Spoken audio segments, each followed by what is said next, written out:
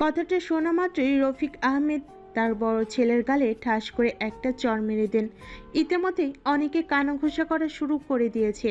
একজন মহিলা তো বলে উঠলেন, এই মেয়েকে তো সবাই ভালো জানতাম। আহারে, বেচারির সাথে এমন কাজটা কে করেছে? আমরা তো এসব ব্যাপারে কিছুই শুনলাম না। নিজের মেয়ের সম্পর্কে এসব কথা শুনে আর ঠিক থাকতে পারল না রহিমা বেগম। তিনি আগেই তার ভাইকে বলেছিলেন একমাত্র মেয়ের বিয়েটা সে খুব সাদামাটা ভাবেই দিতে চান, যেন এসব বিষয় জানাজানি না হয়। কিন্তু ভাইয়ের জোড়াজুড়িতে তার ছেলের সাথে নিজের মেয়ের বিয়ে এত অনুষ্ঠান করেই দিতে সে রাজি হয়েছে। রফিক আহমেদ সেই মহিলাকে ধমক দিয়ে উঠলেন, কি সব যাতা বলছেন?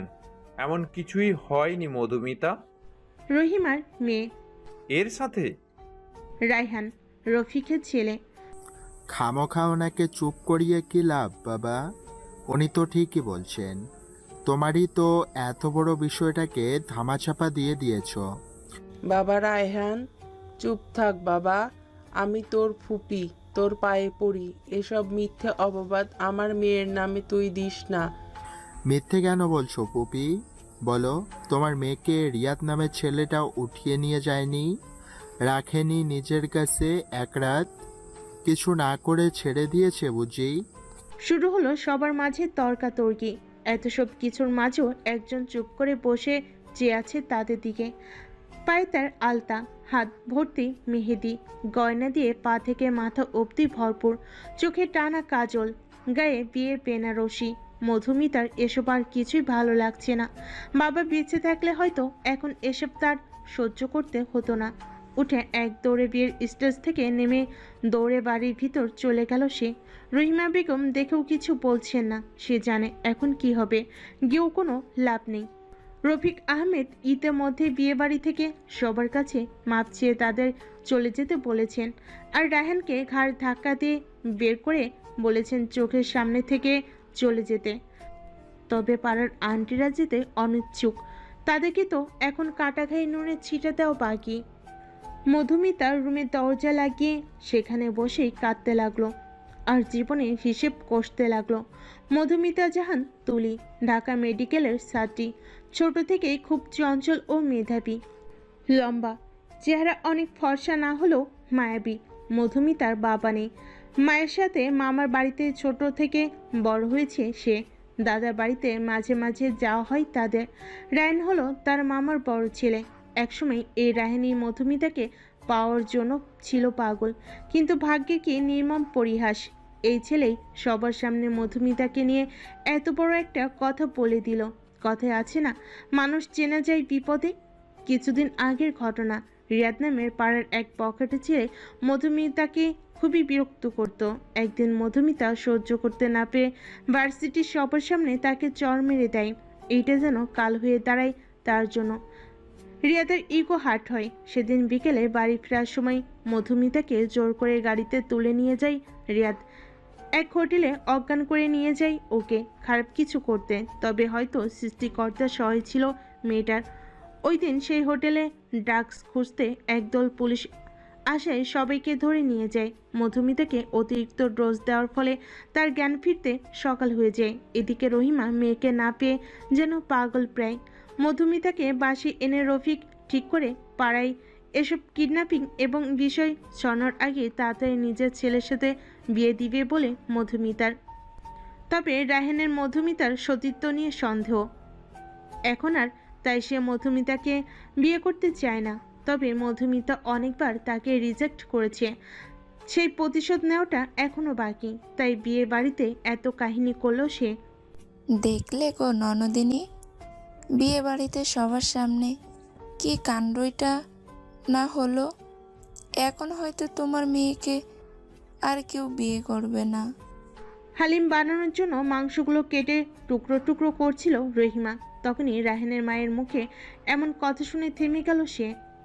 এসব কিছুর পিছে যে রায়হানের মায়েরও হাত আছে তা খুব ভালো করেই জানে রহিমা। নিজের বোনের মেয়ের সাথে ছেলের বিয়ে দিতে না পারার ক্ষোভটা হয়তো এখন ঝাড়বে সে। রহিমা আর তার মেয়েকে কখনো সহ্য করতে পারত না রায়হানের মা। তাই এই বাড়িতে থাকতেও চায়নি রহিমা। তবে ভাইয়ের জোড়াজড়িতে বছরের বেশিরভাগ সময় এখানে থাকা হয় তার। মাঝে মাঝে শ্বশুরবাড়ি গিয়ে সবার সাথে দেখা করে আসে সে। শ্বশুরবাড়ির সবার সাথে তার সম্পর্ক যথেষ্ট ভালো। তবে সেখানে থাকলে সে বারবার মৃত স্বামীর কথা মনে পড়ে। তাই তারাও রহিমাকে তেমন জোর করেনি সে বাসায় বেশিরভাগ থাকতে। কিন্তু সে বাড়ির দরজাটা সবসময় খোলা এই মা মেয়ের জন্য। বিয়েতে অবশ্য তার কেউ আসেনি, এর একটা কারণ আছে। তারা কেউই রায়হানকে তেমন পছন্দ করতো না। তবে এসব ভাবার বা কারোর কথায় কান দেওয়ার সময় নেই। এদিকে মেয়েটা সারাদিন না খেয়ে আছে, তাই তো নিজ হাতে মধুমিতার পছন্দের হালিম বানাতে এসেছিল রহিমা। তাই নিজের কাজে আবার লেগে গেল। মধু, মা আমার, দরজাটা খুলতো, দেখ তোর জন্য খাবার নিয়ে এসেছি। রহিমার কথায় হালকা নড়ে বসে মধুমিতা। জানালার দিকে তাকিয়ে দেখে বাহিরে অন্ধকার। রাত হয়ে গিয়েছে বুঝি? সময় কখন কাটলো বুঝতে পারেনি সে। এখনো তার গায়ে বিয়ের সাজ। আস্তে করে উঠে দরজাটা খুলল সে। মা, মা। ডাক্তার শুনে যেন আত্মা কেঁপে উঠল রহিমার। কতটা যন্ত্রণা লুকিয়ে আছে এই ডাক্তার পেছনে। মেয়েটির চোখ মুখ ফুলে একাকার, কেঁদেছে হয়তো খুব। তবে রহিমাকে এখন ভেঙে পড়লে চলবে না, তাকে শক্ত হতে হবে। মেয়েকে জোর করে খাইয়ে দিতে লাগলো সে। মধুমিতাও না করতে পারলো না। পেটে যে একটা দানাও পড়েনি সকাল থেকে। মা, সবাই কি তোমাকে আমায় নিয়ে কথা শুনিয়েছে? কি সব বলছিস? কে কি বলবে? আর তোর মায়ের হাতে এত ফালতু সময় কোথায় বলতো? আমি এখানে আর থাকতে চাই না মা। তুই চিন্তা করিস না মা, কারো কোনো কথা তোকে শুনতে দিব না আমি। কালকেই তোর দাদু বাড়ি গিয়ে উঠবো আমরা। সেখানে সবাইকে আমি সব জানিয়ে দিয়েছি। তোর বড় চাচা, ফুপু, তোর দাদি সবাই তোর জন্য অপেক্ষা করছে। আর মামা? রহিমা একটা দীর্ঘ নিঃশ্বাস ফেলে পড়লেন। তাকেও অনেক কষ্টে রাজি করিয়েছি। এখন খেয়ে ঘুমিয়ে পড় তো চুপ করে। মধুমিতা মায়ের কোলে মাথা রেখে ঘুমিয়ে যায়, আর রহিমা হাত বোলাতে থাকে মেয়ের মাথায়। পরের দিন সকালে তারা গিয়ে হাজির হয় মধুমিতার দাদুর বাড়িতে। ওনারা সবাই গ্রামেই থাকবে নাই বা কেন? ওনারা তো জমিদার বংশ, গ্রামের প্রধান। সবার ভালো মন্দ তো তারাই দেখে। বাড়ির সামনে নামতেই রহিমা যেন আর তর সইছে না। ভাবিকে মনের সব কথা বলে নিজেকে হালকা না করলে যে থাকতে পারবে না সে। তাই মধুমিতাকে রেখে নিজের ব্যাগ নিয়ে আগেই ঢুকে গেল বাড়িতে। মায়ের কাণ্ড দেখে মধুমিতাও হেসে দিল। অনেকদিন পর গ্রামের গাছগাছালি, পুকুর এসব দেখে তারও ভালো লাগছে খুব। সেও এদিক ওদিক তাকিয়ে ঢুকতে যাবে, তখনই কারোর সাথে ধাক্কা খেয়ে পড়ে যেতে নিল। সে যাতে পড়ে না যায় তাই সামনে লোকটির শার্ট খামচি দিয়ে ধরল। ওদের মাথার উপর মধুমিতার ওনা এসে পরে দুজনকে ঢেকে ফেলেছে একদম। এমন সময় সামনের ব্যক্তিটির কণ্ঠ শুনতে পায় মধুমিতা। ইউ স্টুপিড, কে তুমি? দেখে চলতে পারো না? আর আমার বাড়িতে চোরের মতো ঢুকছো কেন? ইউ স্টুপিড, কে তুমি? দেখে চলতে পারো না? আর আমার বাড়িতে চোরের মতো ঢুকছো কেন? বেশ কর্কশ কণ্ঠে বলে উঠল সোহান। ধমক খেয়ে সাথে সাথে নিজেকে ছাড়িয়ে নেয় মধুমিতা, আর বাতাসে উঠতে থাকা ওড়নাটা টেনে নিচে নামিয়ে নেয়। খোঁপোটাও খুলে গিয়েছে, অবদ্ধ চুলগুলো সামনে এসে এলোমেলোভাবে উঠছে। এদিকে সোহান একটু আগে অজানা কোনো রমণীকে ঝাড়ি দিল, এখন এক দৃষ্টিতে মুগ্ধ হয়ে তাকিয়ে আছে তার দিকে। খোলা চুলে বাঙালি মেয়েদের এত সুন্দর লাগে কেন? যেন মনে হচ্ছে দুনিয়াটা থেমে গেছে। তবে এই ঘোর তার বেশিক্ষণ রইল না। নিজের অনুভূতিকে কিভাবে নিয়ন্ত্রণ করতে হয় তা তার খুব ভালো করে জানা আছে। এই কে আপনি? আর একটু আগে আমাকে বাড়ি মারলেন কেন? শোন যেতে নিয়েছিল, তবে মধুমিতার কথাই থেমে যায়। পিছন ফিরে তাকাই মধুমিতার দিকে। তখন ওড়নার নিচে থাকাই মধুমিতাকে চিনতে পারিনি, তবে এখন ঠিকই চিনতে পারছে। তবে মধুমিতা হয়তো চিনতে পারেনি তাকে। চিনবেই বা কি করে? যে কয়বার এ বাসে এসেছে সেই কয়বারই পড়াশোনার খাতিরে ঢাকা ছিল সোহান। মহাপুরুষদের সুন্দরী নারীদের সাথে অযথা কথা বলাটা শোভা পায় না। এ কথা বলেই সোহান বাড়ির ভিতর ঢুকে গেল। মধুমিতা হাঁ করে তাকিয়ে আছে। ছেলেটা ইগো দেখিয়ে অপমান করলো নাকি সুন্দরী বলে সুনাম করলো? কিছুই বুঝছে না সে। আর কিছু না ভেবে সেও বাসায় প্রবেশ করলো। আজ জমিদার বাড়িতে হরেক রকমের খাবারের আয়োজন করা হয়েছে। মুরগির রোস্ট, পোলাও, গরুর গোস্ত থেকে শুরু করে খাসির মাংস কিংবা হরেক রকমের পায়েস, সেমাই, সব কিছু যেন ভরপুর রান্না হয়েছে। মনে হচ্ছে যেন বিয়েবাড়ির অনুষ্ঠান। মনে হবে নাই বা কেন, আজ কতদিন পর পুরো পরিবার একসাথে দুপুরে খাবার খাবে। মধুমিতার বড় চাচা সোহেল সরকার, তার 2 মেয়ে 1 ছেলে। বড় মেয়ে মুক্তা স্বামী নিয়ে দেশের বাইরে পাড়ি জমিয়েছে। ছোট মেয়ে সিনহা এবার 10ম শ্রেণীতে পড়ে। আর একমাত্র ছেলে সোহান সরকার, পেশায় একজন ডক্টর। মধুমিতার ছোট ফুপু শিফা, তার 1 মেয়ে ঝুমুর, 1 ছেলে যে বড়, তার নাম মিরাব। সাথে তো মধুমিতার দাদা দাদি আছে। এতদিন পর সব ভাই বোনেরা একসাথে হয়ে কত খুশি। ডাইনিং রুমে বসে সবাই আড্ডা দিতে ব্যস্ত। মধুমিতাও যেন সব ভাই বোনকে একসাথে পেয়ে খুব খুশি। শুধু মুক্তা আপুকে খুব মিস করছে সবাই। আর সোহান হলো সবার বড়। সে একপাশে চুপ করে ডোন্ট কেয়ার ভাব নিয়ে বসে ফোন টিপছে। এই মৌমাছির মধু, তোর চুল এত বড় কেন রে? তোরে কতবার বলছি আমারে মৌমাছির মধু ডাকবি না? ওর তো ঘাড়ের রং সব ট্যারা, ওরে বলে লাভ নেই মধু আপু। ওর তো পুরো মাথাই নষ্ট, এর আর নতুন কি? এই পুরো গ্রুপ মিলে আমাকে পচালে ভালো হবে না, কিন্তু বলে দিলাম। বাঁচবো না কেন? তোর জন্য তো আমি একটা নতুন নাম ভেবেছি। আজ থেকে তোর নাম মুরগি পায়ের নুপুর। বাহ, কি মেধা আমার! নোবেল পাওয়ার যোগ্য রাখে। পরে তুই গাইবি আর নাচবি।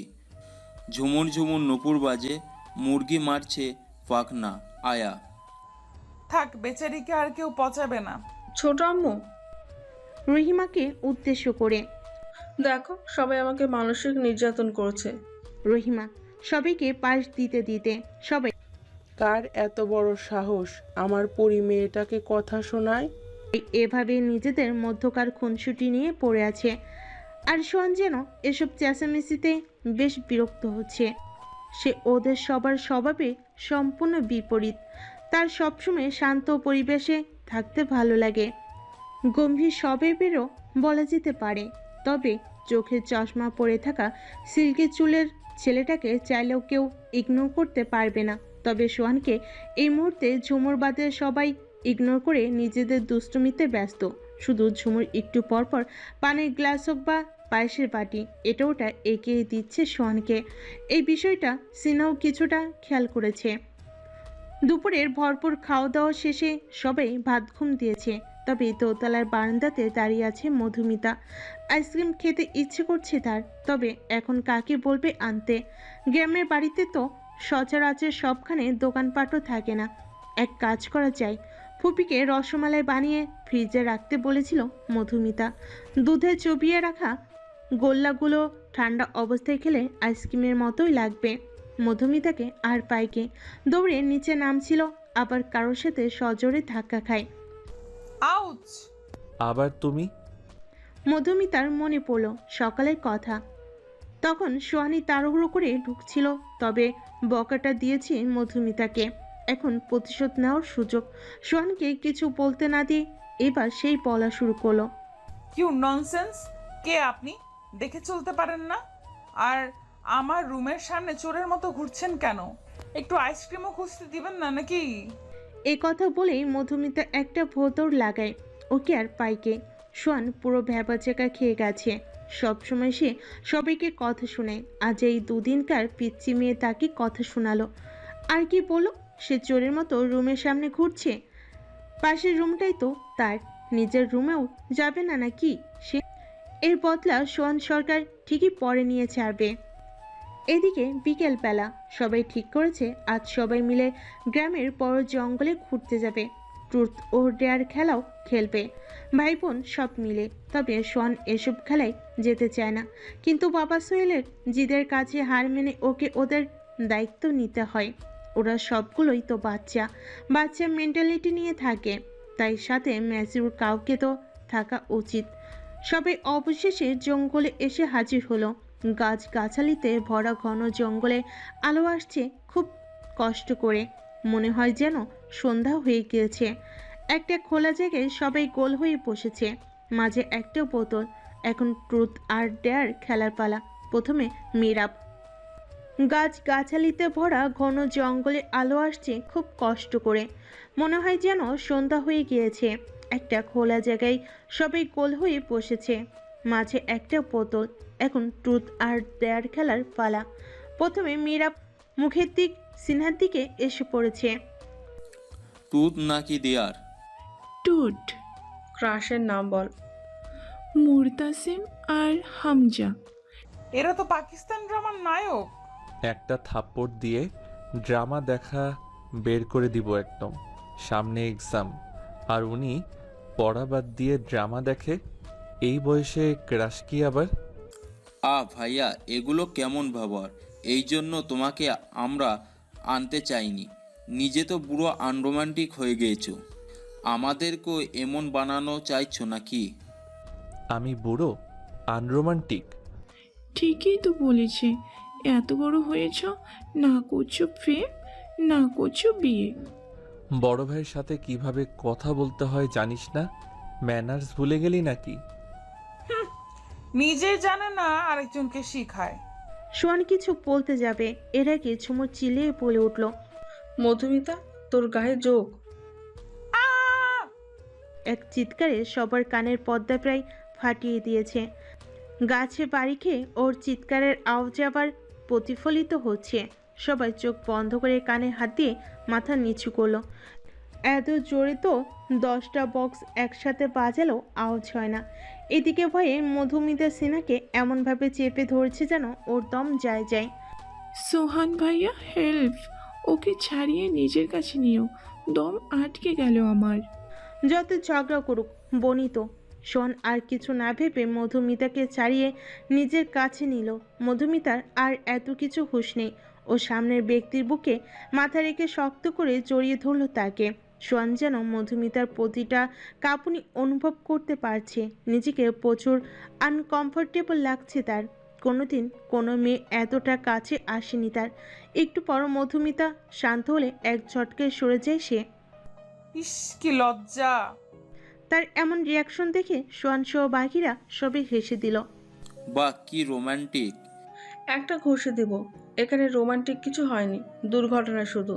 তবে সবার সাথে এবার সোহানও হেসে দিয়েছে মধুমিতার রিয়াকশন দেখে। মেয়েটা আসলেই বাচ্চা। এইদিকে এই প্রথম সোহানকে হাসতে দেখল মধুমিতা, তবে লজ্জে আর দ্বিতীয়বার তাকায়নি। এদিকে একে তো সবে এসেছে বিকেলের দিকে, এখন আবার সন্ধ্যা হয়ে যাচ্ছে। সবাই তাই বাড়ির উদ্দেশ্যে রওনা হলো। মাঝপথে ব্রিজ পার হতে হয় একটা নদীর উপরের ব্রিজের পরিবেশটা খুব সুন্দর। একটা বড় দোকানও আছে সেখানে। সোয়ান কি যেন ভেবে সবার জন্য আইসক্রিম কিনে নিয়ে এলো একটা করে। সবাই আইসক্রিম পেয়ে খুব খুশি। সন্ধ্যা শেষে রাত নামলো, আকাশে পূর্ণিমার চাঁদ। সবাই বাড়ির উঠোনে বসে গল্প করছে। এই রাত আবার কতদিন পর আসে কে জানে। কাল আবার মধুমিতা ঢাকার উদ্দেশ্যে রওনা দিবে। হোস্টেলে উঠতে হবে। পড়াশোনায় এমনিতেই গাফলতি হয়েছে অনেক, তবে কারোরই আলাদা হতে ইচ্ছে করছে না। মধুমিতা, কয়েকদিন আরও থেকে গেলে কিন্তু পারতিস। না ভাইয়া, তা সম্ভব না। কোনো সমস্যা হলে সবার আগে এই ভাইকে কল করবি, বলে দিলাম। আফুর সমস্যা হলে সোহান ভাইয়া তো আছেই। সবাই সিনহার কথা শুনে চোখ বড় বড় করে ওর দিকে তাকায়। কি বলে এমি? সোহানও ভুরু কুচকে তাকিয়ে আছে ওর দিকে। সিনহা বুঝতে পেরে কথাটা ঘুরিয়ে নেয়।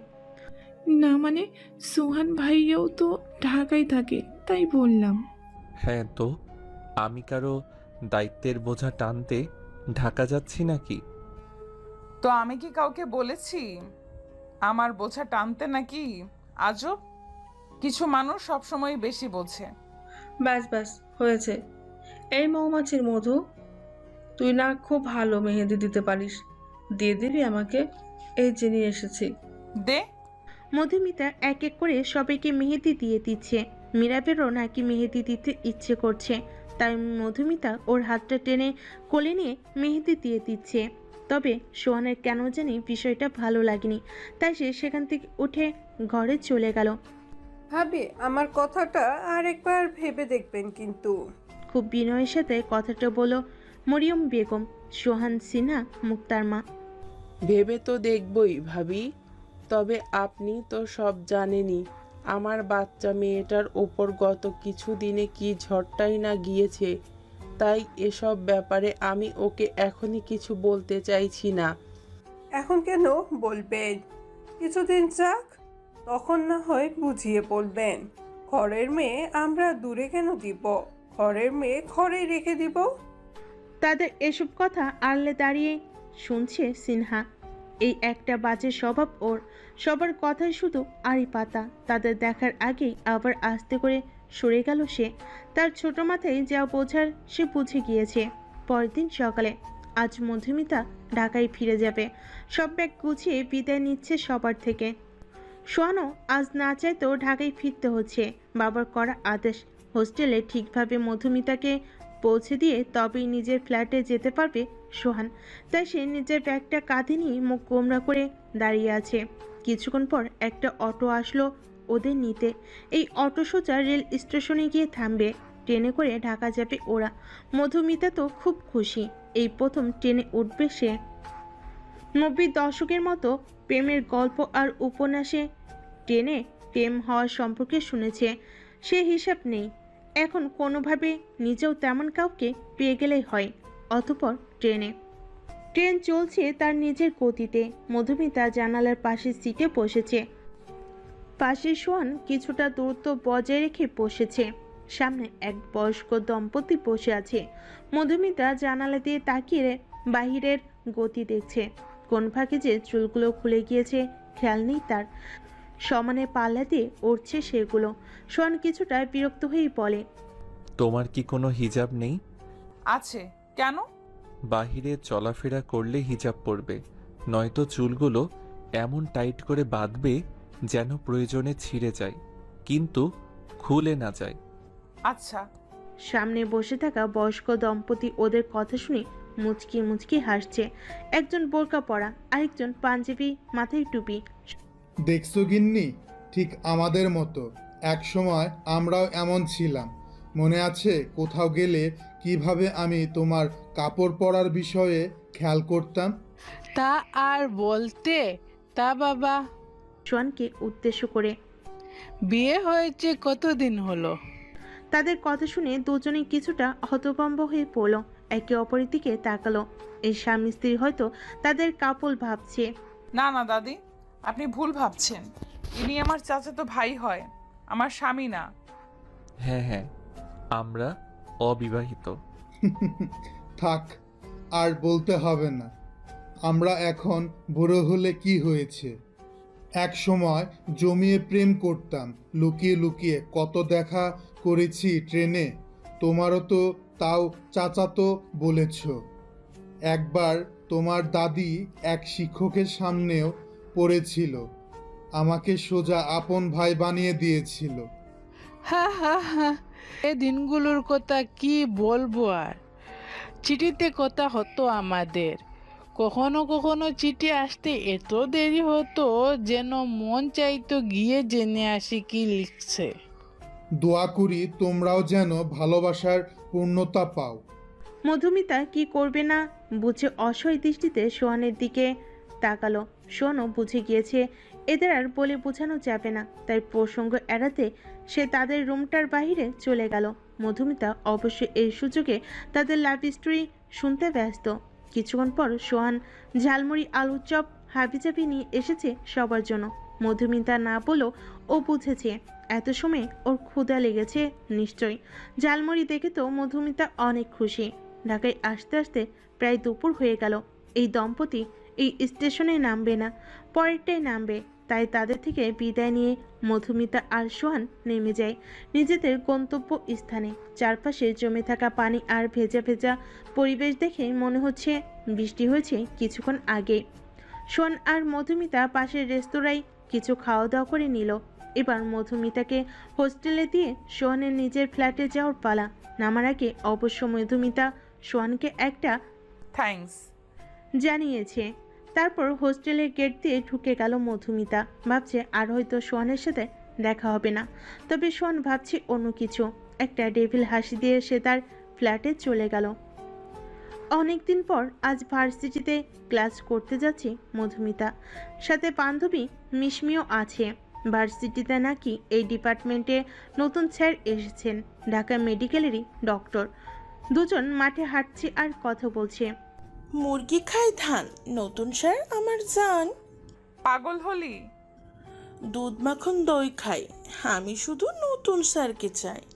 আরে কি সব হাবিজাবি কবিতা শুরু করলি? দোস্ত, তুই তো এই কদিন ছিলি না। ভার্সিটিতে নতুন দুজন স্যার এসেছে, একজন আমাদের ডিপার্টমেন্টের, অন্যজন আরেকজন ডিপার্টমেন্টের। দুজনেই যা দেখতে। স্যাররা বাবা মায়ের সমতুল্য, তাই এইসব ঢং বাদ দিয়ে পড়ায় মনোযোগ দে, সামনে এক্সাম। এমন সময় হঠাৎ মিশমির গায়ের উপর কেউ এক বালতি জল ঢেলে দিল। কোন ঢঙে রে? ডগে না, আমরা। দুজন পিছন ফিরে দেখে একদল ছেলে মেয়ে। বুঝতে আর বাকি নেই কিসের পালায় পড়েছে তারা। ভার্সিটিতে পড়তে আসবে, র্যাগিনের পালায় পড়বে না, এমন খুব কম ছেলে মেয়ের সাথেই হয় আজকাল। এখন এর গ্রুপে 3টা ছেলে আর 2টা মেয়ে আছে। একজন ভার্সিটির প্রিন্সিপালের ছেলে রুদ্র, সাথে 2 বন্ধু স্বপন আর আয়ান। মেয়ে দুটোর নাম আরু আর রুশি। দুজনেই ছোট ছোট ড্রেস পরা, উপরে ইউনিফর্ম। রুশি চুল বব কাট করা, ছোট ছোট, দেখতে চাইনিজদের মতো। রুদ্র মিশমি আর মধুমিতাকে ইঙ্গিত করে, এই মেয়েরা এদিকে আসো। থাক, সরি বলতে হবে না, আমি খুব দয়ালু, মাফ করে দিচ্ছি। হোয়াট? কি বলছে এসব? কে কাকে মাফ করবে? ও মা, আপনারা তো আমাকে সরি বলতেই ডাকলেন। এই যে একটু আগে ভুলে পানি দিলেন। বলে পানি দিয়েছি, তা কে বললো? ভুলেই দিয়েছেন জানি, নয়তো আমার সম্পর্কে না জেনে দিয়েছেন, জানলে হয়তো দিতেন না। ওই মিশু, এখন অন্তত ঝামেলা করিস না, তুই মার্শাল আর্ট জানোস। এই মেয়ে, আস্তে কি বলিস? আর বলিস না, ও একটু এমনই। তুই কি আমাকে তুই করে বললি? হ্যাঁ বললাম, কেন? তুই আমাদের ক্লাসমেট না? না হলে তুই করে বলছিস কেন? আমিও বললাম। You bloody bitch, I will kill. থাম আরু। রুদ্র পা থেকে মাথা অব্দি মিশমিকে দেখে নিল।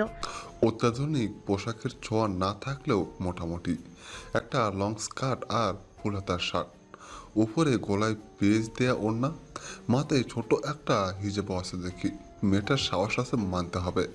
পাশে মেয়েটার থেকে এই মেয়েটাকে বেশ মনে ধরেছে রুদ্র। নাম কি তোমার? আশফি জাহান মিশমি। আপনার? সিনিয়রদের পাল্টা নাম জিজ্ঞেস করতেছ? আরে থাম, মাহিয়ান রুদ্র। কোন ইয়ার? ফার্স্ট। ও, পানি দেওয়ার জন্য সরি, এখন যাও। It's okay. মধুমিতা মিশমিকে টেনে নিয়ে ক্লাসের দিকে চলে গেল। এই মেয়ের বেশি সাহসের জ্বালায় মধুমিতা শেষ। বাকিরা তো হাঁ করে রুদ্রর দিকে তাকিয়ে আছে। যেই রুদ্রর সামনে কেউ একটা বাড়তি কথা বললে তার খবর হয়ে যেত, সেই রুদ্রই আজ কি হলো। কোনটা কি হলো? এই যে মেয়েটাকে লাই দিয়ে মাথায় উঠিয়ে নাচালি। লাই করে দিলাম, জাস্ট একটু কথা বললাম আর কি। ডাল মে কুছ কালা হে। ডাল মে কুছ কালা নেহি, পুরাই ডালই কালা হে। থাম তো, আমি ভাই সোজা কথার মানুষ। মেয়েটাকে ভালো লেগেছে, ওর ব্যাপারে খোঁজ নিয়ে দেখতো। চল এখন ক্লাসে যাই, সময় হয়ে গিয়েছে ক্লাসের। ক্লাসে বসে বসে গল্প করছে মিশমি আর মধুমিতা। কাল সকালে দুজন নীলক্ষেত যাবে, কিছু গল্প আর উপন্যাসের বই কিনবে। কাল ভার্সিটি বন্ধ। এসব কথা বলতে বলতে কখন যে স্যার এসেছে তা দুজনেরই খেয়াল নেই। বসেছ একদম লাস্ট বেঞ্চে। এদিকে স্যার ক্লাসে ঢুকেই দেখে সবাই দাঁড়িয়েছে, শুধু দুজন এখনও জমি আড্ডায় ব্যস্ত। স্যার সবাইকে বসতে বলে চোখের চশমাটাকে আঙ্গুল দিয়ে একটু ধাক্কা দিল। ক্লাসের কিছু মেয়েরা তো হাঁকুড়ি তাকিয়ে আছে। স্যার সামনের বইটা মুখের সামনে ধরে পাতা উল্টাতে লাগলো। মিস মধুমিতা এবং তার পাশের জন কাইন্ডলি একটু দাঁড়াবেন। হঠাৎ নিজেদের কথা শুনে মধুমিতা ও মিশমি একটু হকচকিয়ে গেল। আরে সামনে বই নিয়ে কে দাঁড়িয়ে আছে? স্যার হয়তো কখন এলো? अब हम दोनों का क्या होगा भतीजी? চুপ কর। সরি স্যার, আর হবে না। আমরা আসলে খেয়াল করিনি যে আপনি এসেছেন। পুরো ক্লাস ওদের কথা শুনে হেসে দিল। এই এক ধরনের ছাত্ররা সব ক্লাসে থাকবে, কারণ ছেড়ে তারা শুধু হাসবে আর দাঁড়িয়ে থাকা লোকেদের বিব্রতকর পরিস্থিতিতে ফেলবে। এবার স্যার তার মুখের উপর থেকে বইটা সরল। মধুমিতা তো আচমকা এই চেহারাটা দেখে চমকে গিয়েছে পুরো। সোহান ভাইয়া আপনি? বাহ, একে তো স্যার ঢোকার পরেও গল্প করলেন, এখন আবার স্যারকে ভাই বলে ডাকছেন। ন্যূনতম ম্যানার্স দেখি আপনার মাঝে নেই। এই আবুল, স্যারকে ভাই বললি কেন? তোর কাজিন নাকি কোনো? আরে এই তো আমার সোহান ভাইয়া, যেই খারুসের কথা বলছিলাম, খালি চিল্লায়। লড়ে লাগে। Get out. কিন্তু I said get out. Manner শিখে তারপর ক্লাস করতে আসবেন। মধুমিতা তো ধমক খেয়ে পুরো কানা করে দিবে এমন অবস্থা। মিশমি সব সামাল দিতে মধুমিতাকে টানতে টানতে নিয়ে গেল ক্লাসের বাহিরে। কি রে, কষ্টে কেন্দ্রে দিছিস? এখন মজার মুডে নেই আমি। কুল বেবস, বড় বড় ভার্সিটিতে এমন ছোট ছোট ব্যাপার হয়েই থাকে। যা বলিস, সোহান স্যার কিন্তু খুব হ্যান্ডসাম। কে হ্যান্ডসাম? হঠাৎ দুজনের মাঝে মাথা ঢুকিয়ে দিল রুদ্র। আপনি কাবাব মে হাড্ডি হতে কোথা থেকে আসলেন? আগে বলো হ্যান্ডসাম কাকে বলছো? যাকে খুশি বলেছি, আপনার কি? হ্যাঁ, আমরাই তো সব। মনে মনে মধুমিতা নাবো।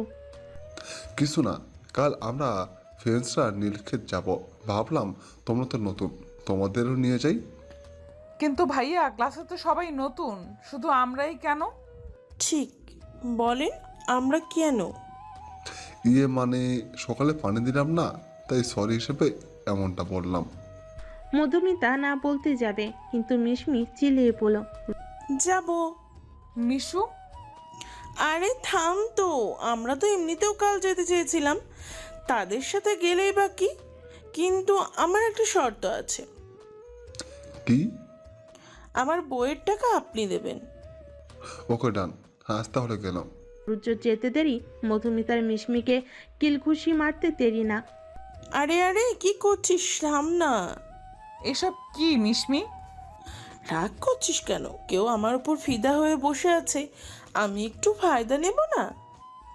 আমিও বুঝেছি, সে তোকে পছন্দ করে, তাই বলে তুই তার ফিলিংস নিয়ে মজা নিবি নাকি? আমি কখন বললাম আমি মজা নিচ্ছি? মানে? মিশমি কিছু না বলে রহস্যময় একটা হাসি দিয়ে বলল হোস্টেলে ফিরে যেতে। দুজনেই তাই করলো। আজ আর ক্লাস করার মুড নেই। এদিকে ক্লাস শেষ করে বের হয়ে শোয়ান মধুমিতাকে খুঁজছে। মাঠের কোথাও তার নেই, একটু বেশি বলে ফেলেছে হয়তো। তবে শোয়ান তো জাস্ট ওই দিন সিঁড়িতে মধুমিতা যা বলেছিল তার বদলাটা নিয়েছে। আচ্ছা, মেয়েটা আবার কান্না করে দেয়নি তো? করলে করুক। শোয়ানের কি? কিন্তু তবুও ধুর। শোয়ানের আর কিছু ভালো লাগছে না। শোয়ানের মাঝে যেন মনের বিরুদ্ধে যুদ্ধ চলছে তার। পরের দিন সকালে পাখির কিচিমিচির আওয়াজ। রুমের জানালার পাশে বসে আছে মধুমিতা। সারাদিনে ভ্যাবসা গরম আবহাওয়ার মাঝে এই সকালের সময়টা যেন একটু স্বস্তি দেয়। তবে গতকাল রাতে মায়ের সাথে ফোনে কথা বলার পর মনটা একটু খারাপ। মায়ের নাকি শরীর তেমন একটা ভালো না। কিন্তু আসলোই তো সবে পরশু, আর এক সপ্তাহ পর ভার্সিটিতে কিছুদিনের জন্য বন্ধ আছে। তার আগে যাওয়া হবে না হয়তো। একটা গোল্ডেন কালারের শাড়ি পরেছে মিশমি, মাথায় ম্যাচিং করা একটা হিজাব, কাঁধে ঝুলানো সাইড ব্যাগ। আর মধুমিতা তার সাধারণ গেটআপই আছে, একটা নর্মাল 3 পিস। দুজনেই সকাল সকাল সামনের বড় রাস্তার মোড়ে ওয়েট করছে রুদ্রর জন্য। নিজের কালো গাড়িটা নিয়ে রুদ্র হাজির। গাড়িতে উঠতে পড়ল। আমরা তো রিকশায় করে যাব বলেছিলাম। আজ একটু কষ্ট করে গরিবের গাড়িতে না হয় গেলেন। আচ্ছা সমস্যা নেই, দরজাটা খুলেন, টান দিব কিভাবে? অতঃপর দুজন গাড়িতে উঠে গন্তব্যস্থলে রওনা দিল। তবে কেউ একজন যে পাশের টঙে বসে বসে চা পান করছে আর তাদের দেখছে, এই জিনিসটা সবার অজানা। নীলক্ষেত এখানে একটা এরিয়াতে আগেও কয়েকবার এসেছে রুদ্র, তাই ঘুরিয়ে ঘুরিয়ে দেখাচ্ছে ওদের কোন দোকানে ভালো উপন্যাসের বই পাওয়া যায়, কোথায় দাম কম। ইত্যাদি। মিশমি আর রুদ্র একসাথে হাঁটছে আর কথা বলছে। মধুমিতা কিছুটা পিছনে। সিঙ্গেল ছেলে মেয়েদের এই একটা যন্ত্রণা। কোনো কাপলদের সাথে আসলে সবার মাঝে থেকে তারা অসহায় এতিমের মতো চলে। মধুমিতারও অবস্থাটা ব্যতিক্রম নয়। কিছুক্ষণ পর মধুমিতা একটা স্টলের সামনে থামলো। না, বইয়ের দোকান না, বইয়ের দোকানের পাশে ছোট্ট করে একটা কসমেটিকের দোকান। মধুমিতার এক মোট চুড়ি খুব পছন্দ হয়েছে। কাজীকে দাম জিজ্ঞেস করলো। 800 টাকা। মধুমিতা কোনো রকম জানটা নিয়ে সরে এসেছে। এক মুঠো চুড়ির দাম এত হতে যাবে কেন? এখন চুড়ি কিনলে বই কেনার টাকায় গরমিল হবে। তার চেয়ে ভালো বইয়ের দোকানেই যাই। মধুমিতা তাকিয়ে দেখে মিশমি অনেকটা দূরে চলে গিয়েছে। মধুমিতা তাই ওর কাছে না গিয়ে পাশের একটা দোকানে ঢুকে নানান বই সারি সারিভাবে সাজানো। বসে পড়াও যাবে দেখছি। মধুমিতা হুমায়ুন স্যারের হিমু উপন্যাসটা কিনলো, সাথে ইলমা আপুর পদ্মমীর উপন্যাস। আরও কয়েকজন রাইটারের বই কিনে নিল, সবই রোমান্টিক জনরার। একটা শুধু হরর বই কিনতে হবে, তবে তেমন ভালো বই খুঁজে পাচ্ছে না। এমন সময় কেউ একজন ওর সামনে একটা বই খুলে ধরল আর বলল, you can try this. Madhumita পাশ ফিরে তাকায়। চোখে কালো একটা সানগ্লাস পরা, মুখে চাপদাড়ি, চুলগুলো কিছুটা বড় বড়। একটা নীল কোট পরিহিত যুবক দাঁড়িয়ে আছে পাশে। আগে কখনো এ ছেলেকে দেখেছে বলে মনে পড়ছে না, তবে কণ্ঠটা কেমন চেনা চেনা লাগছে। হাই, আমি রাফসান। এই বইয়ের দোকানটা আমার, আর এরা আমার কর্মচারী। ও আই সি। বই প্রেমী মনে হচ্ছে, চাইলে এই বইটা ট্রাই করতে পারেন। ধন্যবাদ। মিস মধুমিতা, নামটা সুন্দর। আপনি আমার নাম জানলেন কি করে? আমার আশেপাশে সবার খুঁটিনাটি তথ্য আমার কাছে থাকে, আর আপনি তো special. Don't take it seriously, fun করলাম। এই যে একটু আগে কেস মোড়ে ওখানে নাম লিখলেন, সেখান থেকে দেখলাম। ও, আমি তবে আসি। আমার বাইক আছে, চাইলে বাসার সামনে ড্রপ করে দিতে পারি। নো থ্যাঙ্কস, আমার ফ্রেন্ডসরা আছে, আমি যেতে পারবো। মধুমিতা সেখান থেকে চটজলদি কেটে পড়ে। লোকটা অদ্ভুত। এদিকে মধুমিতার যাওয়ার দিকে রাফসান এক দৃষ্টিতে তাকিয়ে আছে, ঠোঁটের কোণে রহস্যময়ী হাসি। It is time of revenge baby. আমার যেটা চাই আমি ঠিক পেয়ে যাই, নয়তো আদায় করে নেই। রুদ্রর এক হাতে 3টা শপিং ব্যাগ আর এক হাতে 4টা। বেচারা আর হাঁটতে পারছে না। মিশমি দাঁড়িয়ে দাঁড়িয়ে চকলেট জুস খাচ্ছে। মধুমিতা দূর থেকে ওদের দেখে কাছে এলো। দেখে রুদ্র বেচারা ঘেমে শেষ, চোখে পানি টলমলো করছে। মনে হয় ফকির বানিয়ে দিয়েছে ওকে। কি করে এসব? কি ও একটু শপিং করলাম আর কি, বললাম কেনাকাটা করতে ইচ্ছে হচ্ছে। রুদ্র বলল, করো, বিল আমি দেব। তাই আর কি। বই কিনতে এসে কি কি কিনলি? বেশি কিছু না, 2টা 3 পিস, একটা শাড়ি, 3 ডজন চুড়ি, 1 বক্স মেকআপ কিট, 2টা টায়রা, 2 জোড়া জুতো, ও আর সাথে হালিমও নিলাম, তোর পছন্দ মতো। হোস্টেলে গিয়ে খাবো, আর আমি তো হাবিজাবি খেয়েছি। আর বই কিনতে এসে কি কি কিনলি? শরীরটা খারাপ লাগছে, কাল হয়তো পারবো না।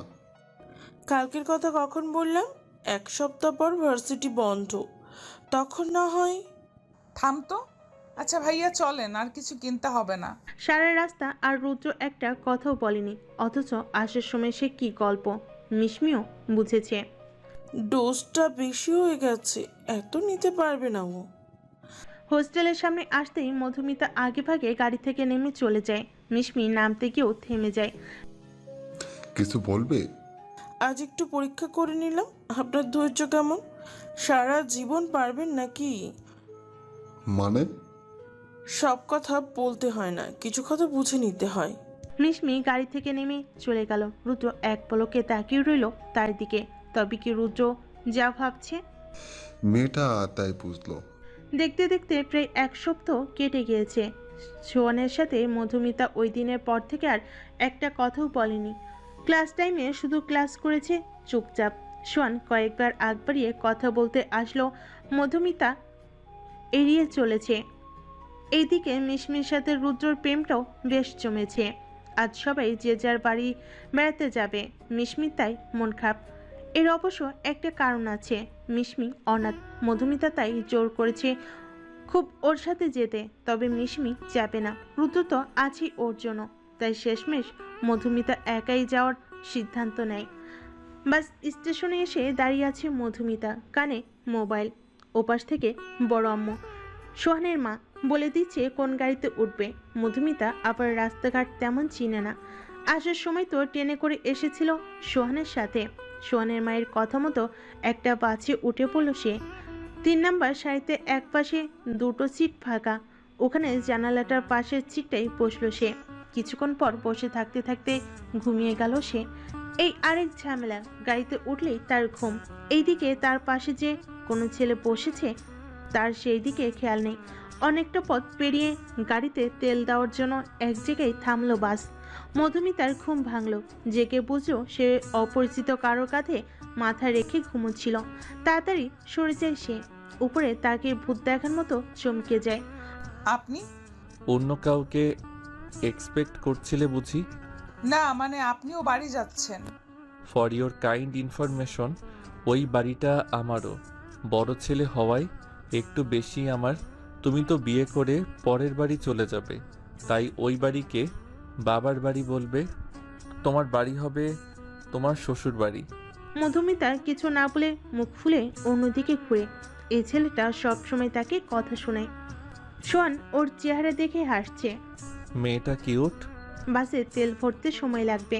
সোহান এই ফাঁকে বাহিরে গিয়ে পাশের হোটেল থেকে 2 প্লেট গরম খিচুড়ি নিয়ে এলো। বাসে কম বেশি সবাই তাই খাচ্ছে। এখানকার খিচুড়ি খুব ভালো। সোহানের আগে যে কয়বার ঢাকা থেকে গিয়েছে সেই কয়বারই খেয়েছে। নাও। কি? খুলে দেখো কি। দেখে তো মনে হয় খুব মজার। মনে মনে, না খাবো না। যে আমাকে বারবার কথা শোনায় তারটা খাই না। ওকে, নো প্রবলেম। সোহান বসে বসে নিজের প্লেটটা ফাঁকা করেছে।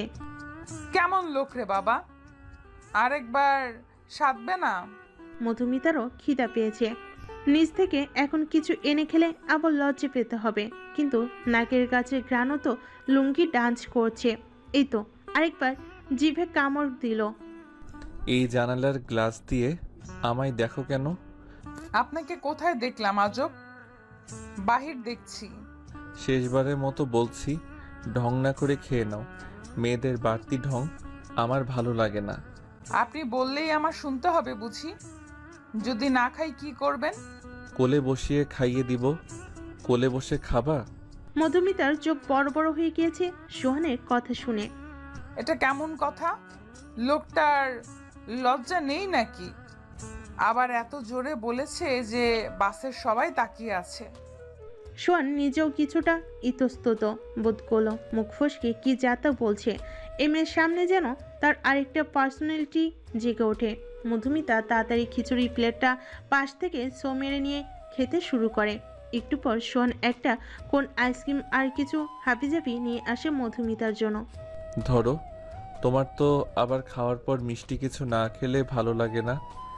তেমন কিছু পাইনি, তবে এইটা টেস্ট করো। কিছু না বললেও মনের কথা বুঝে কি করে? মনে মনে, থ্যাঙ্কস।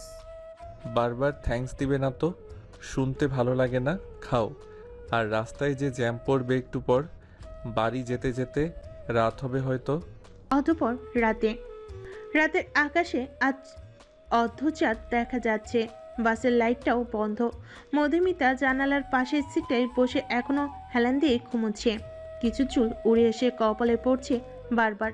সোহান চুলগুলো কানের পিছে কুঁচে মাথাটা নিজের বুকের উপর রাখলো। এমন কেয়ারলেস কেন মেয়েটা?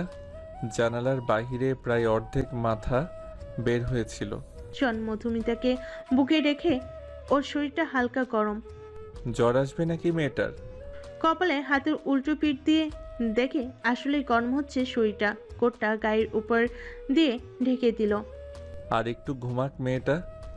কিছুক্ষণের মধ্যেই মেন রাস্তা ছেড়ে চিকন রাস্তায় গিয়ে বাসটা থামবে, তখন না হয় জাগাবে ওকে। কানে হেডফোন লাগিয়ে সোহান গান শুনতে লাগলো। রোদে পোড়াই রোমিও চেহারা, তুমি বুঝলে না আমার ইশারা।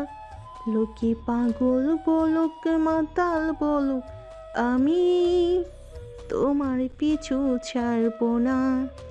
এই ভাই, আইয়া পড়ছি, সামনে কে কে নামবেন? বাস হেল্পারের ডাকে নড়ে বসে সোহান, মধুমিতাকে ডেকে তোলে। ইশারা দিয়ে বোঝে নামতে হবে। মধুমিতাও আস্তে করে উঠে দাঁড়ায়। সোহান ওকে নিয়ে গাড়ি থেকে নামে, সোজা অটো করে বাড়িতে গিয়ে পৌঁছায়। বাড়ির সবাই হয়তো ভেবেছে এত দেরি যেহেতু হচ্ছে আসতে হয়তো ভোর হবে, তবে সোহানের মা এখনও ড্রয়িং রুমে বসে ঝিমুচ্ছে।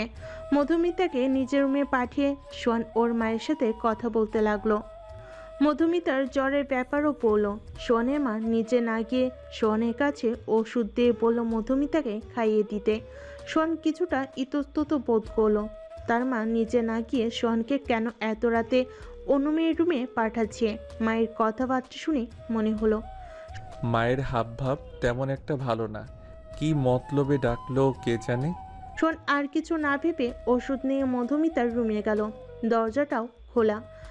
পরপর কয়েকবার নক করলো, কিন্তু কোনো আওয়াজ নেই। শেষে নিজে দরজা ধাক্কা দিয়ে ভেতরে ঢুকলো। দেখে মধুমিতা গায়ে চাদর দিয়ে শুয়ে আছে, চুলগুলো পুরো ভিজা। এত রাতে আবার গোসল করতে কে বলল ওকে? মধুমিতা। সোহান মাথায় হাত বুলিয়ে। মধুমিতা উঠো।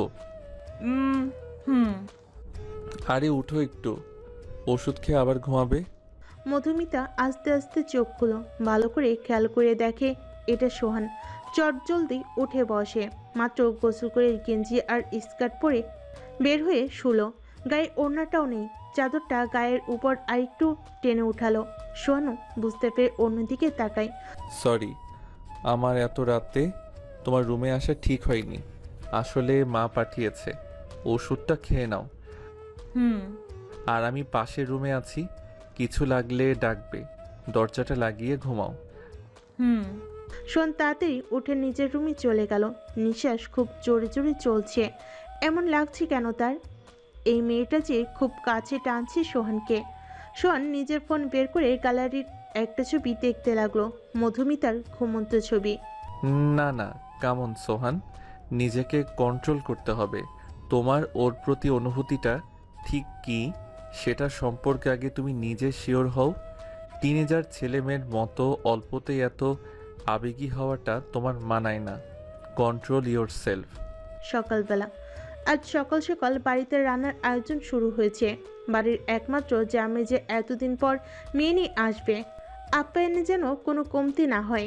মেয়ে জামের সাথে আবার তার কোন দূর সম্পর্কের ভাইও নাকি আসবে। মধুমিতা, ঝুমুর ওরাও কাজে সাহায্য করছে। মিরাপ বাজার ঘাটে কি লাগবে বারবার এনে দিচ্ছে। সিনা কোনো কারণবশত রুমে মুখ গোমরা করে বসে আছে। কেউ না দেখলেও সোহান বিষয়টা খেয়াল করলো, তাই সিনহার রুমে গেল ওর সাথে কথা বলতে। সিনহু। হ্যাঁ ভাইয়া বলো। কি হয়েছে রে তোর? মন খারাপ কেন? কই না তো, কিচ্ছু হয়নি। ভাইকে বলবি না? সিনহা কিছুক্ষণ চুপ করে থাকলো, তারপর হঠাৎ সোহানকে জড়িয়ে ধরে কান্না করতে লাগলো। সোহানের কলিজাটা যেন ছিঁড়ে যাচ্ছে সিনহার কান্না দেখে। বুঝ হওয়ার পর থেকে যতটা মনে পড়ে, সিনহাকে কখনো কাঁদতে দেয়নি সোহান। তার কলিজার টুকরা হলো তার ছোট বোন। বলবি না কি হয়েছে? ভাইয়া বল। আপু মনে হয় ভালো নেই। দুলা ভাইকে আমার সুবিধার মনে হয় না। কি বলবি খুলে বল। আপু বলতে বারণ করেছিল, কিন্তু আমি না বলে পারছি না। দুলা ভাই মনে হয় আপুকে খুব কষ্টে রাখে। সবার সামনে শুধু ভালোবাসার অভিনয় করে। গতবার যখন আপু আসছিল তখন একবার আমি আপুর ফিট দেখেছিলাম, অনেক কাটা ছেঁড়ার দাগ। তারপর আপুকে জিজ্ঞেস করলে আপু প্রসঙ্গ এড়িয়ে যায়। তাছাড়া দুলাভাইকেও আমার ভালো লাগে না। সবার সামনে একরকম, আর একা থাকলে একরকম। আমাকে কি তোকে বল। বাজে ইঙ্গিত দেয়। সোহান আর কিছু বলছে না, রাগে তার রগগুলো যেন ছিঁড়ে যাচ্ছে। তবে রাগের বশে প্রমাণ ছাড়া কিছু করা যাবে না, আর এসবের সত্যতা কতটুকু তাও বের করতে হবে। সোহান সিনহাকে শান্ত করে বলল, তার কিছু হলে বা জানলে সাথে সাথে যেন সোহানকে জানায়। দুপুরবেলা খাবার টেবিলে নানান আইটেমের খাবার সাজানো। বাড়ির সব পুরুষেরা খেতে বসেছে। মহিলারা এক এক করে খাবার এগিয়ে দিচ্ছে। পাশের সোফায় বসে গল্প করছে মধুমিতা আর ঝুমুর। মুক্তার স্বামী ফরহাদের সাথে একটা ছেলেও আসছে। মধুমিতা তাকে চেনে, ওই যে বইয়ের দোকানের রাফসান নামে ছেলেটা। তবে চিনেও না চেনার ভঙ্গিতে আছে মধুমিতা। বিষয়টা বেশ রাগাচ্ছে রাফসানকে। বাবা, মুক্তার স্বামীকে উদ্দেশ্য করে, আর একটু দেই গরুর মাংস।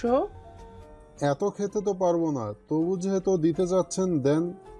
তুই এত ছুঁচা কেন রে? লোভ সামলাতে পারিস না? সবাই খাওয়া বাদ দিয়ে মিরাপের দিকে তাকালো। কি বলছে ও এসব? ফরহাদের তো গলায় গরুর লাথি খাওয়ার অবস্থা। শোন বুঝেছে মিরাপ কেন এসব বলো। মুচকি মুচকি হাসছে সে। মিরাপকে আগে সব বলে দিয়েছে সোহান। ফরহাদকে বাস দিতে মিরাপকে টিমে নেওয়া দরকার। আহের সবাই আমাদের দিকে তাকিয়ে আছে কেন? আমি তো ফোনে কথা বলছিলাম, এই যে কানে ব্লুটুথ। আর বললেন না জামাইবাবু আমার এক ফ্রেন্ড এত ছ্যাঁচড়া, খাবারে কথা শুনলে তার নাকি আসতে ইচ্ছে করে। সবাই খাবার খাওয়াই মনোযোগ দিল। শোন ইশারাতেই বোঝাচ্ছে।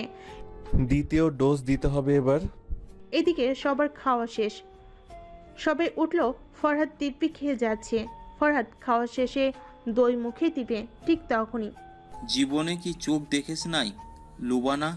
সবার শেষ হলেও ওনার শেষ হয় না। আমাকে বললে শালাবাবু? আরে না, ফোনে বলছিলাম। ওহো। মুখে না বলেও ফরহাদ ঠিকই বুঝেছে মিরাপ কথাগুলো তাকেই বলেছে। তার আর খাওয়া হবে না। রাগে সে উঠে যায়। তবে মুক্তাকে ইশারা দিয়ে বলে রুমে আসতে। কিন্তু ঝুমুরের সাথে থাকাই মুক্তা আর যেতে পারে না। আজ সারাদিন ওর সাথে গল্প করতে হবে মুক্তাকে। এদিকে বিকেলবেলা পিছনের পুকুরটার পাশে একা একা বসে আছি মধুমিতা। কানে হেডফোন দিয়ে গান শুনছে আর গুনগুন করে গাইছে। অনেকদিন পর মুক্তা আপুর সাথে কথা বলে ভালো লাগলো। তবে ঝুমুর বারবার মুক্তা আপুর সাথে এক কি জানি বলতে চাচ্ছিল। বুঝতে পেরে মধুমিতা নিজে উঠে আসে। এমন সময় মধুমিতার মনে হলো পিছনে কেউ আছে। পিছু ফিরে কাউকে হঠাৎ দেখে চমকে পড়ে যেতে নিলে সামনের ব্যক্তি ওকে ধরে ফেলে। রিল্যাক্স আমি। আপনি একা একা বসে আছেন যে? না মানে এমনি। এমনিতে কেউ বসে থাকে বুঝি? কাউকে মনে করছেন হয়তো? না তেমন কিছু না। পুরনো কোনো ক্ষত তো মনে করতে পারেন? এই কথা শুনে মধুমিতার হঠাৎ রিয়াদের কথা মনে পড়ল। ওই দিন একটুর জন্য বেঁচে গিয়েছিল সে। কি বাজে অভিজ্ঞতা। না তেমন কিছু না। হলেও বা কি যায় আসে? Past is past, right? কথা বলতে বলতে রাফসান যে কখন মধুমিতার অনেকটা কাছে চলে এসেছে মধুমিতা খেয়ালই করেনি। তার তো রিয়াদের কথা মনে পড়ছে। শুনেছিল রিয়াদের নাকি পলিটিশিয়ান লোকেদের সাথে হাত আছে। ছাড় পেয়ে গেছে নিশ্চয়ই। আবার কোনো গন্ডগোল করবে না তো? But what about your past mister Rafsan? Rafsan কিছুটা দূরে সরে। আরে সোহান, আপনার সাথে তো পরিচয় হওয়াই হলো না। আপনি তো অন্য লোকের প্রতি ইন্টারেস্ট বেশি দেখাচ্ছেন, তাই হয়তো আমায় চোখে দেখেননি। কথা বলতে বলতে সোহান ওদের কাছে চলে আসলো। মধুমিতা কিছু না বলে ঘরে চলে যায়। সোহান রাফসানের ঠিক সামনে এসে দাঁড়ায়। তা আমাকে একটু বলেন আপনার অতীত নিয়ে। মানে? টিয়ে বুঝি না ভাই। আপনি আমাদের গেস্ট। আশা করি গেস্টের মতোই থাকবেন। বাড়ির মেয়েদের সাথে বেশি ভাব জমাতে আসবেন না। বাড়ির বড় ছেলে হিসেবে ভদ্র ভাষায় জানিয়ে দিলাম। ওই আমার ফোনটা ঘরে রেখে আসছি, মা ফোন দিতে পারে। যাই, তবে পরে কখনো কথা বলবো। রাফসান তাড়াতাড়ি কেটে পড়ে। সোহানের সন্দেহ ঠিক। এই ফরহাদ আর রাফসানকে একদম বিশ্বাস করা যাবে না। দুজনের মতলব ভালো না। আর এর আগে তো ফরহাদ কখনো এসে রাফসানের কথা কিছু বলেনি।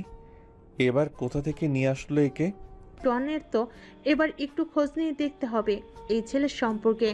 মধুমিতার প্রতি ইন্টারেস্ট বেশি দেখাচ্ছে। মধুমিতা ঘরে বসে ফোন টিপছে। হঠাৎ ঝড়ের বেগে একদম রাগি লুকে ঘরে ঢুকে সোহান। ঢুকে একটানে মধুমিতাকে দাঁড় করিয়ে ফেলে। মধুমিতা তাল সামলাতে না পেরে সোহানের উপরেই পড়ে যায়। এত শখ ছেলেদের সাথে গল্প করার। রাফসান এত কাছে কেন গিয়েছিল তোমার? আমি আসলে খেয়াল করিনি, আপনি দূরে যান একটু। কেন? আমি কাছে আসলেই দোষ শুধু, তাই না? এই রাফসান সম্পর্কে জানো তুমি কিছু? জানো ওকে? মধুমিতা ভয়ে কিছু বলতেও পারছে না। হাতে প্রচুর ব্যথা পাচ্ছে, চুড়িগুলো ভেঙে একদম হাতে ঢুকে গেছে ওর। সোহানের এত দিকে খেয়াল নেই। সে যখন জানতে পেরেছে রাফসানই রিয়াদ, তার আর মাথা ঠিক নেই। হ্যাঁ, রাফসান আর অন্য কেউ না, বরং রিয়াদ নিজে। ফেস বদলিয়ে মোটা অঙ্কের টাকা ফরহাদকে দিয়ে এখানে এসেছে সে। কি হলো? Answer me. মধুমিতার হঠাৎ কান্না দেখে সোহানের হুঁশ ফিরে। সাথে সাথেই ওর হাত ছেড়ে দূরে সরে যায়। মধুমিতা এক হাতটাকে অন্য হাত দিয়ে ধরে ডুকরে কেটে যাচ্ছে। সোহান দেখে হাতে চুড়ি ভেঙে কিছুটা রক্ত। আই এম সো সরি, আমি আসলে খেয়াল করিনি একটু। এদিকে আসো। মধুমিতা আরো পিছনে সরে যায়। সোহানের এত রাগী চেহারা এর আগে কখনো দেখেনি মধুমিতা। আসো বলছি। মধুমিতা ভয় আবারও দূরে চলে যায়। শোনো বুঝেছে ওকে আর বলে লাভ নেই। নিজে ডয়ের থেকে ফার্স্ট এইড বক্সটা বের করে ওর কাছে গিয়ে হাতটা ব্যান্ডেজ করে দেয়। সরি, রাগটা কন্ট্রোল করতে পারিনি, ফরগিভ মি। শোন আর কিছু না বলে রুম থেকে বেরিয়ে যায়। বাহ, কি সুন্দর, নিজে ব্যথা দিয়ে নিজেই মলম লাগিয়ে গেল। নিজের প্রপার্টি মনে করে নাকি মধুমিতা ওর বিয়ে করাবো? রাগে মাথায় দাঁড়িয়ে দাঁড়িয়ে এসব ভাবছি মধুমিতা। সারা বাড়িতে আর কি কোনো রুম ছিল না? ঘুরে ফিরে সোহানের রুমের পাশেটাই হতে হলো ওকে। সবই পোড়া কপাল। এদিকে আপু, আমি আর পারছি না। এ কথা বলে ঝুমুর অঝরে কাঁদতে লাগলো। মুখটা কি বলে সান্ত্বনা দিবে বুঝতে পারছে না। শুধু এটুকুই জানে, যা হচ্ছে হয়তো ভালো হচ্ছে না। সে সোহানকে জানে ও যথেষ্ট ম্যাচিউর একটা ছেলে। ও কোনো সিদ্ধান্ত নিলে বুঝে শুনেই নেবে। বোন আমার, থাম এবার।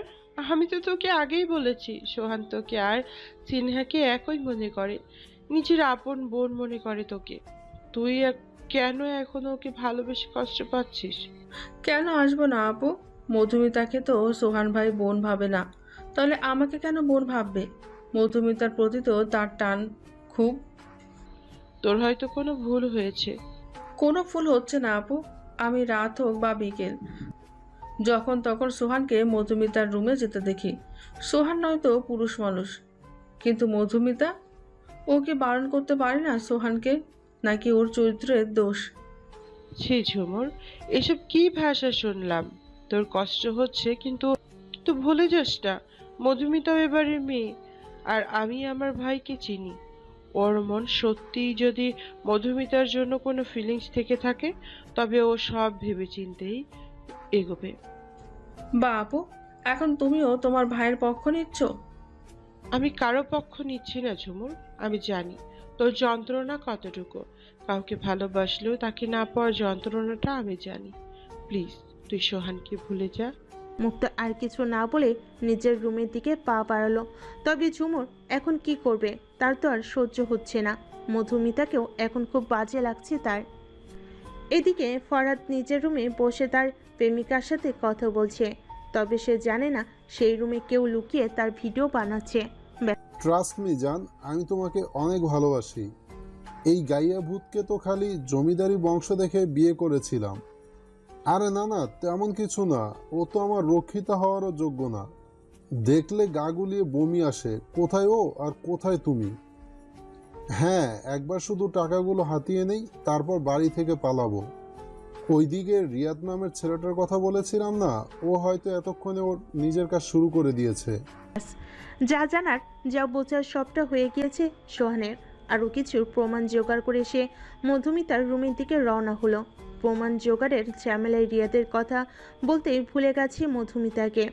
তবে এত রাতে ওর রুমে যাওয়া কি ঠিক হবে? তবে না গিয়েও তো উপায় নেই।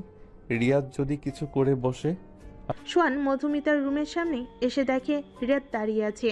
আরে মিস্টার রাফসান, আপনি? না মানে? আপনার রুম তো নিচতলার গেস্ট রুমটা, দোতলায় কি করছেন? রাফসান মনে মনে গালি দিয়ে বলে, সালা মাদা, এই তো যাচ্ছি।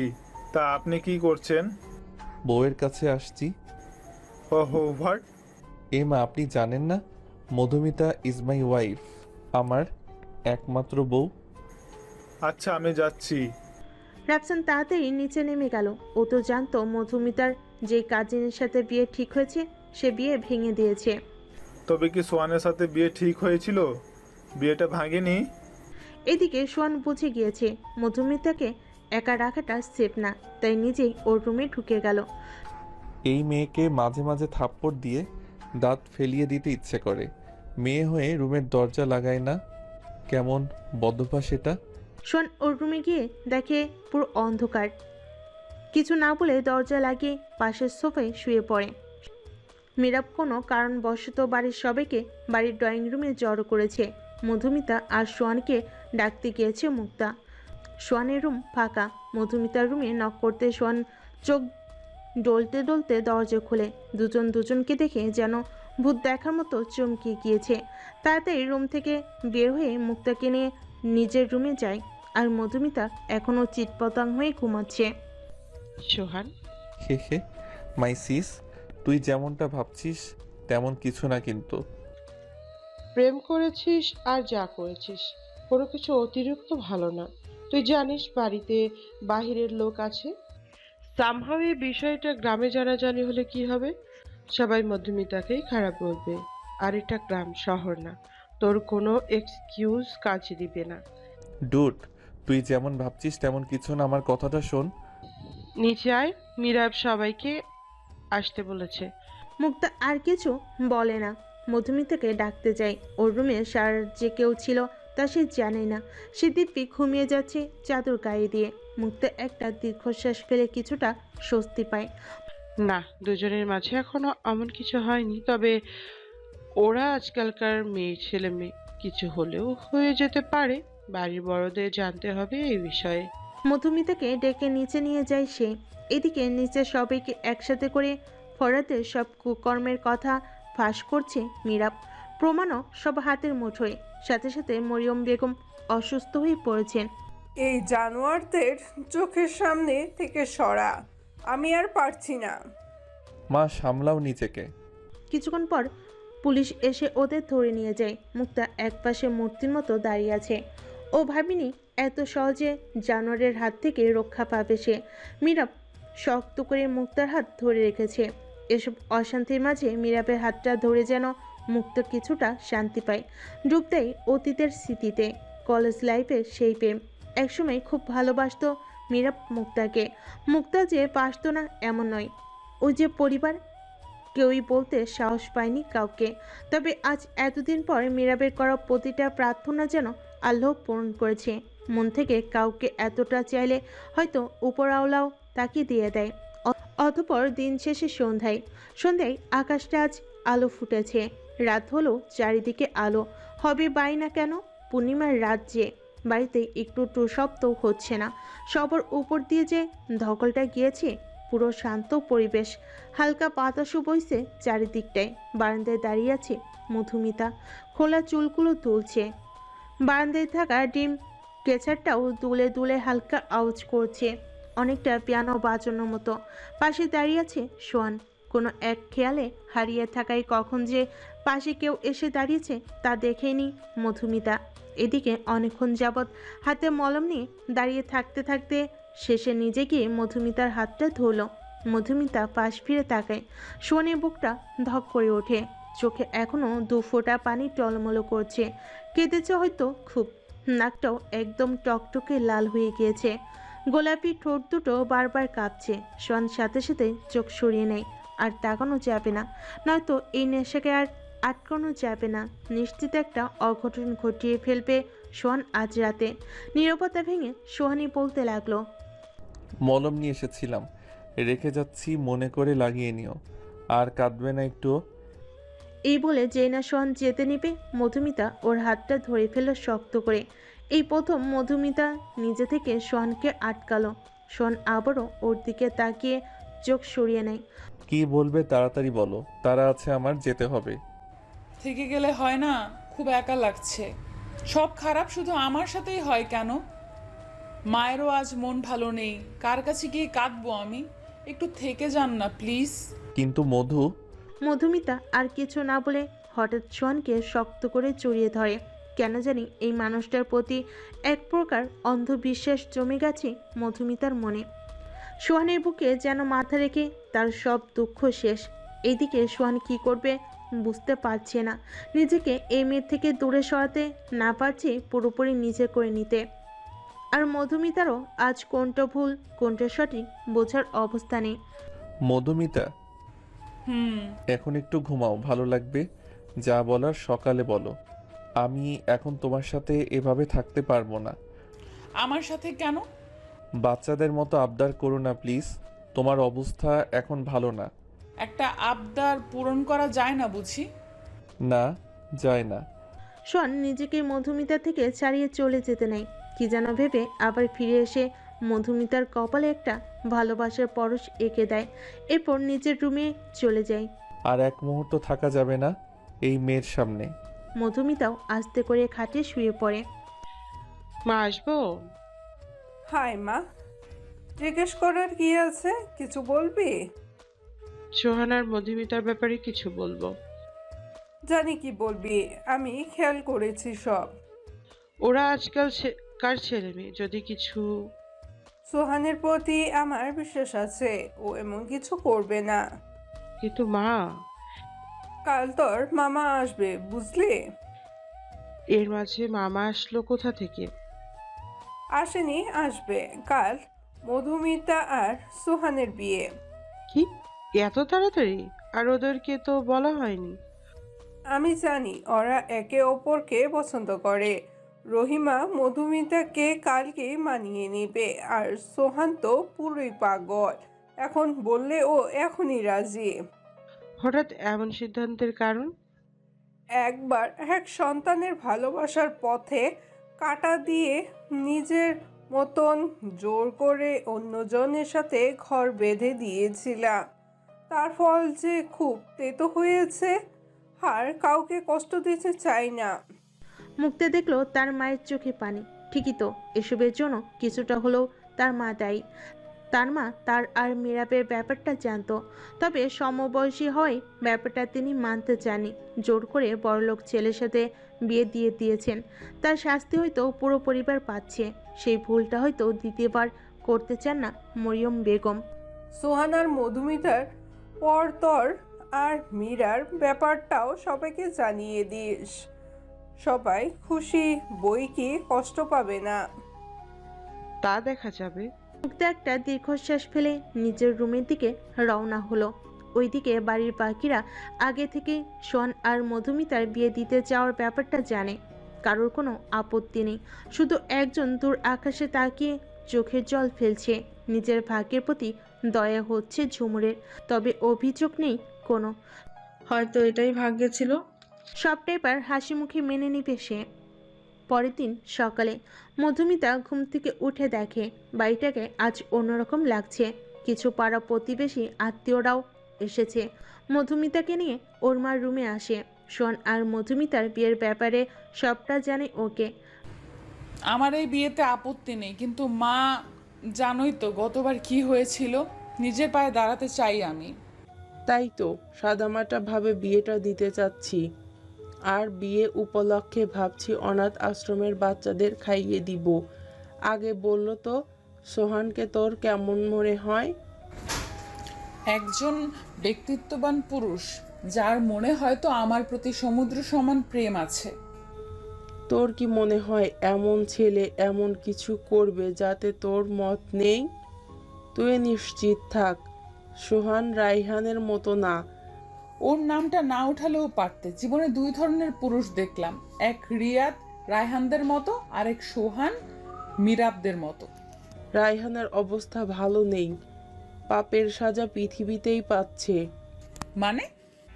তোর মামির বোনের মেয়ের সাথে বিয়েটা হয়েছিল, কিন্তু মেয়ে নাকি চরিত্র ভালো না, অন্য কারো বাচ্চা পেটে নিয়েছে। ওদের কথা বাদ দে, এই লাল শাড়িটা পরে আয় তো। একটু পর মুক্তা ওরা এসে সাজিয়ে দিয়ে যাবে তোকে। রহিমা চলে গেল। মধুমিতা শাড়িটা পরে তৈরি হয়ে নিল। এটা তো সত্যি নিজের অজান্তে সে শনকে ভালোবাসে। এমন প্রেমিক পুরুষকে না করাটা নিছক বোকামি। একটু পর মুক্তা ওরা এসে হালকা করে সাজিয়ে গেল মধুমিতাকে। ওইদিকে শনও একটা সাদা পাঞ্জাবি পরে তৈরি হয়েছে। ধার্মিক রীতিতেই তাদের বিয়েটা সম্পূর্ণ হয়। এক হাত লম্বা ঘোমটা দিয়ে হেলান দিয়ে বসে আছে মধুমিতা। ওইদিকে মিরাব সিনহা ওরা তো সোহানের কাছ থেকে মোটা অঙ্কের টাকা নিয়ে তবে ছেড়েছে ওকে। সোহান এর আগেও কতবার এই রুমে এসেছে, তবে এবারেরটা স্পেশাল। রুমে এসে দেখে তার বউ ঘোমটা দিয়ে বসে আছে। কী করবে বুঝতে পারছে না বেচারা। কাছে গিয়ে দেখে মধুমিতা ঘুমিয়ে গিয়েছে। আজকে রাতেও ঘুমকে ছাড়লে না? মধুমিতা তখনও পুরো ঘুম দেয়নি। সোহানের আসতে বলা কথাটাই সে নড়ে ওঠে। পাশে সোহানকে দেখে একলাপে খাট থেকে নেমে পা ধরে সালাম করে নেয়। আরে আরে পাগল হলে নাকি? কি করো? না মানে বড় আম্মু বলছিল করতে, তাই। এসব করতে হবে না। আর বড় আম্মু না, আজ থেকে আম্মুকে শুধু আম্মু বলেই ডাকবে। আর আমরা কি অপরিচিত নাকি যে বাংলা সিনেমার নায়িকার মতো এত বড় ঘুমটা দিয়ে রাখছো?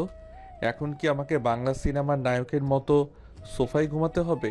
মধুমিতা কি বলবে বুঝছে না। এই ছেলে সবসময় তাকে কথার জালে পেঁচিয়ে দেয়। শোন বুঝে মুচকি একটা হাসি দিয়ে মধুমিতাকে কোলে তুলে নিয়ে খাটে শুয়ে দেয়। আশঙ্কিক এমন কিছু হতে সে স্ট্যাচু হয়ে গিয়েছে। এখন কি বাংলা সিনেমার মতো কথাই বলবো শুধু, নাকি হলিউড সিনেমার মতো কিছু করব? মধুমিতা লজ্জে আর কিছু বলছে না। এই ছেলে এমন ঠোটকাটা কেন? কোনো কথা মুখে বাছে না? সোহান নেশা ভরা চোখে কতক্ষণ মধুমিতার দিকে তাকিয়ে থাকে। মধু,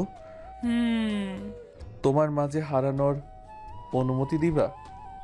মধুমিতা কিছু না বলে লাজুক মুখে চোখ বন্ধ করে আছে আর শক্ত করে সোহানের পিঠটা ধরে আছে। সোহানও বুঝল মধুমিতা না নেই। আর তারপর জেনে কি করবেন? আমি বাবা সিঙ্গেল, কাপলদের বাসর ঘরে উকি দেই না। আপনার যান, টাটা।